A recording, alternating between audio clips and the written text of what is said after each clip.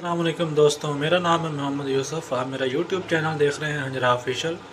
دوستوں، ہم نے پچھلی ویڈیو میں بات کی تھی کہ ٹیپو سلطان کے علاقوں پر کیسے انگریز کرنل لانگ نے اپنی فوج کے ساتھ حملہ کر کے ان کے علاقوں پر قبضہ کر لیا اور مسلمانوں کو کافی تعداد میں شہید کیا۔ تو دوستوں، آج ہم بات کریں گے کہ ٹیپو سلطان نے کیسے کرنل لانگ کی فوج کے ساتھ مقابلہ کیا اور اپنے علاقے بچائے۔ ٹیپو سلطان کے چند قلعوں کو فتح کرنے کے بعد جب انگریز سپاہیوں میں خوشی کی لہر دوڑی، وہ بہت زیادہ خوش ہوئے۔ چنانچہ مدراس سے ایک انگریز جنرل اسٹیورٹ بھی ایک لشکر لے کر کرنل لانگ کی مدد کے لیے روانہ ہو گیا تاکہ ٹیپو سلطان کے خلاف بھرپور جنگی کارروائی کی جا سکے۔ دوسری طرف ٹیپو سلطان نے اپنے سالار برہان الدین اور بدر الزمان کی مدد کے لیے ایک لشکر دے کر روانہ کر دیا۔ ان دنوں ٹیپو سلطان کی مدد کے لیے فرانسیسی فوج کے کچھ تعداد بھی موجود تھی، جن کی کمان جنرل موسیو لالی کر رہا تھا۔ اس نے برہان الدین اور بدر الزمان کو لکھا کہ انگریزوں کا لشکر گوڈ میں جمع ہو رہا ہے، لہٰذا وہ بھی اپنے لشکروں کو لے کر گوڈ پہنچ جائیں۔ وہ بھی گوڈ پہنچ رہا ہے تاکہ متحد ہو کر انگریزوں کے ساتھ مقابلہ کیا جائے۔ چنانچہ گوڈ کے مقام پر یہ تینوں جمع ہو گئے اور انگریز لشکر کے سامنے صف آرائی ہوئے۔ 2-3 دن تک تو دوستوں جنگ ہی نہ شروع ہوئی۔ انگریزوں کو اس موقع ملا، انہوں نے موقع کی غنیمت جان کر پہاڑی پر بڑی توپیں نصب کر دیں۔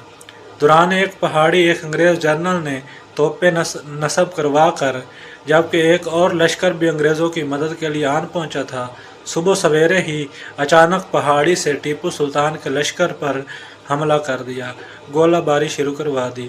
اس اچانک حملے سے سلطان کے لشکریوں میں بھگدڑ سی مچ گئی۔ توپوں کے گولوں کے بعد انگریز سپہ سالار نے جلغار کر دی۔ چنانچہ سلطان اور فرانس کے لشکری تیزی کے ساتھ قلعہ میں داخل ہو گئے اور محصور ہو کر اپنے اوسان بحال کرنے لگے۔ ساری رات سلطان کے لشکر نے منصوبہ بندی کرتے گزار دی۔ ساری رات ان کو نیند نہ آئی۔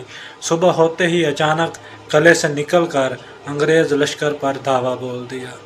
اس دوران انگریزوں کی توپوں نے بھی گولہ باری شروع کر دی، مگر اس کا نقصان انگریز فوج کو بھی کافی اٹھانا پڑا، کیونکہ جنگ اب دونوں طرف سے ہو رہی تھی۔